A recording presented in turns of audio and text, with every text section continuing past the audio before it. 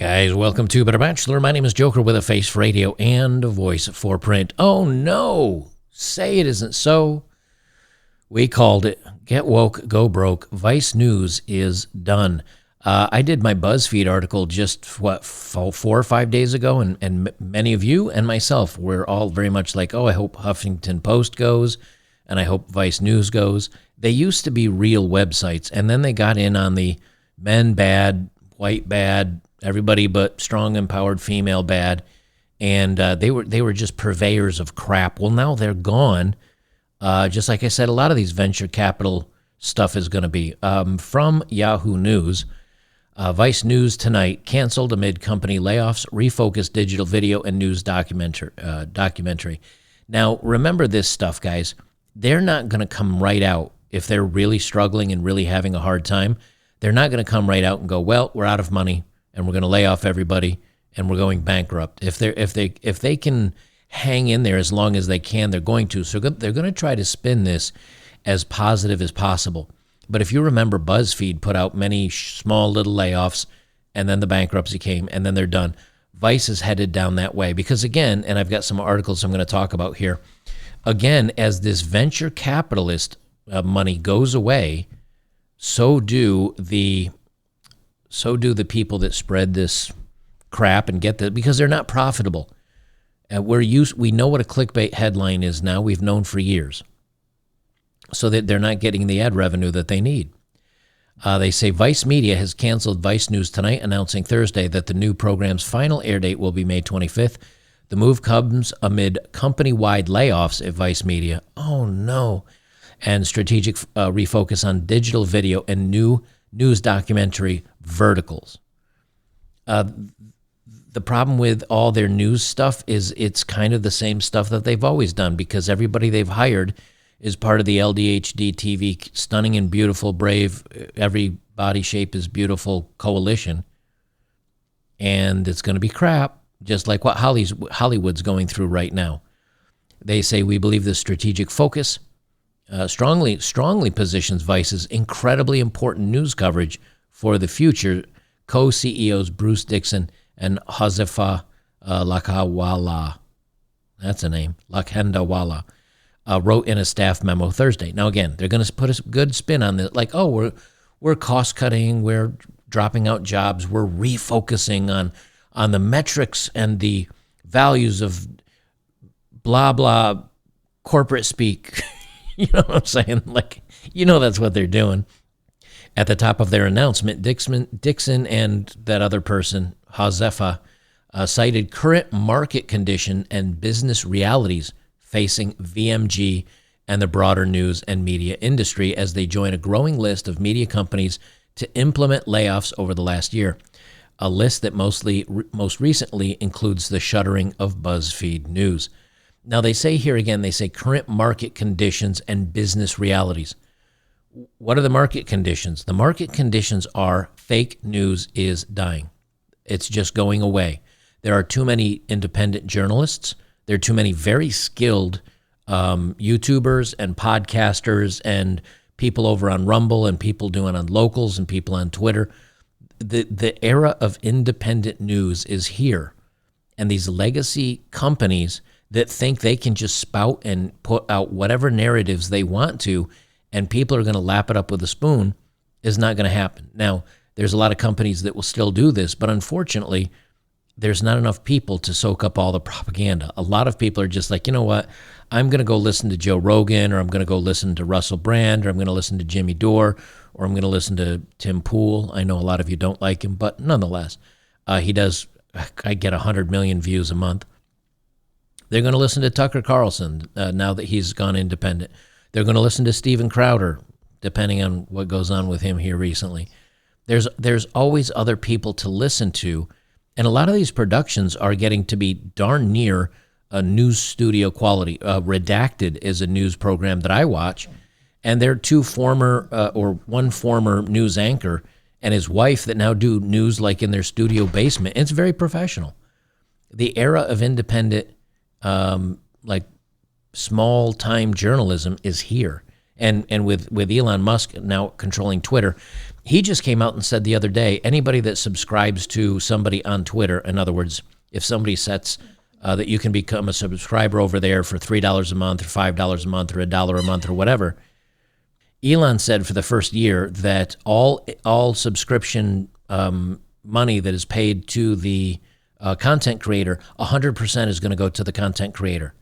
YouTube only gives 70% to the content creator. Locals and Rumble give 80%. Well, Elon said 100%. Can you imagine if, some of these other people that don't have exclusives to like Rumble or other things like that start loading things onto Twitter and making that their subscriber base? They will get 100% of the proceeds. Now, after, I think, 1 year, they get 90%, and after 2 years, they get 80% or something like that. So, Elon's doing his best to get people over there. Well, you're going to get a lot of people that are going to say, hey, I'm going to put out good content and I'm going to bring everybody on board and I'm going to get subscribers and I'll be able to support myself. And before you know it, there's another journalist that's born. And people that spout crap and that are inaccurate and that make mistakes and don't have good viewpoints are going to be out. And that's what's happening to Vice right here. And that's the current market conditions, is that people are just going for independent journalists.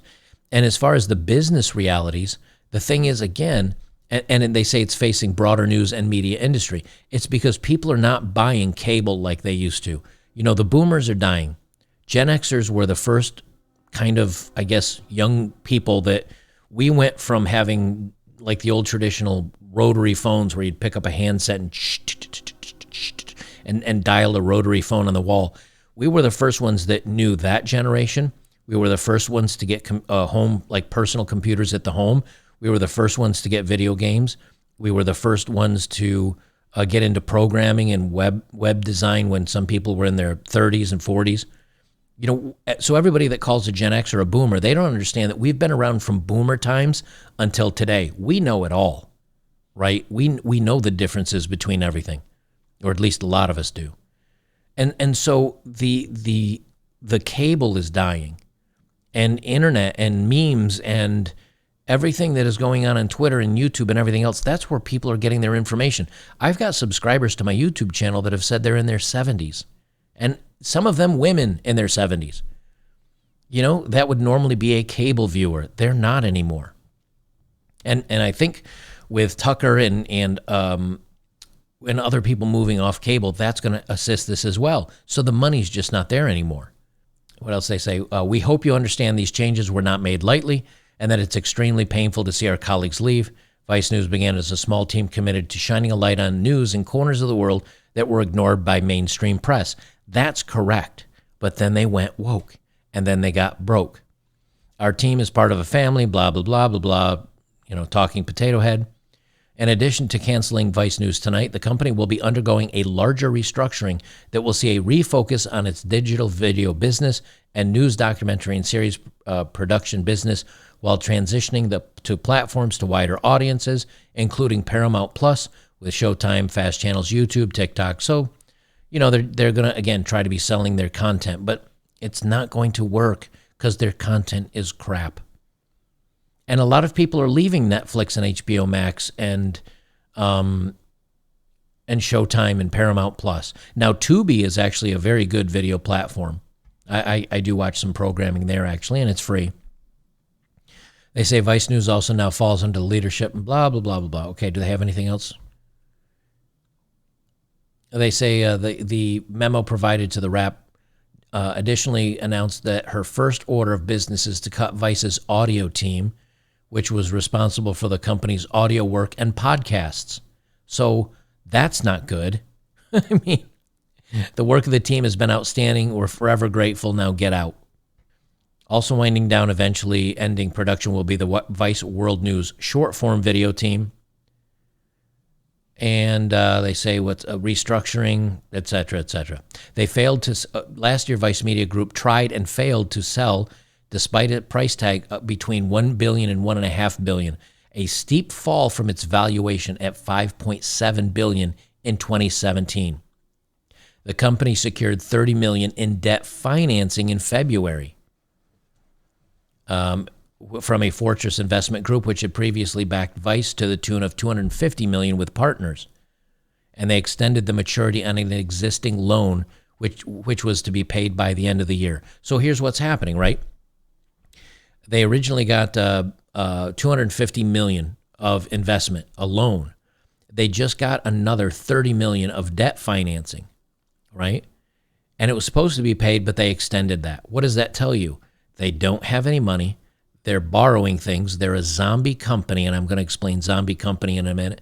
They're a zombie company living on borrowed time, and they're not going to be able to pay back this money. So in the end, what's going to happen? They'll close down. They'll liquidate all their audio, video equipment, their buildings, whatever else they have, and the investors likely will walk away with nothing. The other major investors in the company include Disney. Well, that's not good. TPG, James Murdoch's Lupus System, the Rain Group, and WPP. See, with Disney being in there, Disney's gone woke, so they're going to expect the content to come out woke. They're going to keep pushing that pressure on Vice, so Vice isn't going to change. They're pretty much out at this point. I'm not going to read the rest of this because you kind of get the idea, but I do have some stories that I want to bring up here, which is financial zombies feeling pain of high interest rate. And this is what I was talking about. I've done a few of these videos over the last few years. As the free money is given to everybody, low interest rates, everybody borrows money, and companies that are not financially solvent borrow money. But as the interest rates go higher, it's very hard for them to pay back. It's because it's not free money anymore. It's very hard for them to pay back, and they don't get approved for the loans. And so what happens? It's like living off your credit card. At a certain point, the bill comes due, and when you're not making any money and just living off the credit card, and you reach the cap of that credit card, you're done. Not only are you now out of money because you have nothing, you have no more power to buy anything, you also have no way to pay it back, and the company collapses. And I've talked about this a few times. I'm just going to mention it again because this is again from April 4th, very recently. Financial zombies feel pain of high interest rates. Financial zombies, companies whose debt burden is hit the hardest by rising interest rates, pose a threat to the already struggling economy. These types of businesses have become more common in the last year. A period of easy money given the business life, but rapidly increasing interest rates stopped easy access to loans. The Fed now has to balance its decision between cooling inflation and unintentionally creating more financial zombies. And they've got to keep pushing the interest rates up because spending is too hot. Now they need to pull it back here pretty soon because they don't want to get us into stagflation, but we're almost there anyway. A Goldman Sachs study estimated that around 13% of U.S. firms were financial zombies in 2022. AMC Entertainment Holdings and Carnival Corp are two recent examples of these zombies. AMC survived only because everybody shorted them, and the Wall Street bros kind of bet against them and ended up pinching the Silicon Valley people. And they talk more about the banking, and another bank just failed. What was it? First Federal, I think it was, or First Republic. I forget the name of it. That just collapsed. Despite being profitable, Dropbox cuts 500 jobs as it considers AI's future effect. This is one of the other things I was talking about. AI will be able to replace lots of things. And so Dropbox is like, well, AI is going to affect us. We're going to have to drop 500 jobs. So AI is going to have a lot to do with this. And so when you can have a knucklehead sit down and tell a chat GPT or an AI to do something, write a 5,000 page article or word article about the positive effects of this and then negative effects of that, and then give a summary of this, and chat GPT just spits it out. By changing just a few parameters in it, you can tell AI to write a book like he was Hemingway, or like it was Hemingway. So these article sites and these news sites that are just print, they'll continue to survive perhaps, but they'll continue to survive off of a group of 5 or 10 coders that are just sitting down saying, design a website that will look like this, design an interaction box where someone can subscribe to something, and it'll build it out. They're building apps this way. They're going to write articles this way. The only way you're going to know somebody's real is, like I'm doing a video and I can show all 10 fingers because AI can't seem to get that right now. Guys, don't forget we have movie night coming up here Saturday night at the movies, tomorrow night, we've got John Cusack's High Fidelity and Escape from New York with Kurt Russell. So we're going to be doing those as well. So make sure to come on over to betterbachelor.locals.com and check it out. And we'll see you in the next one.